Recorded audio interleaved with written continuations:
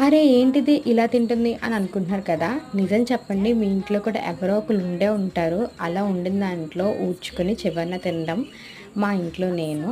ఇంతకీ అంతలా ఏం తింటున్నాను అని అనుకుంటున్నారు కదా! ఏం లేదు నేను కూడా యూట్యూబ్‌లో చూసే నేర్చుకున్నాను. మెంతాకు పచ్చడి వినడానికి కొత్తగానే ఉండుంటది.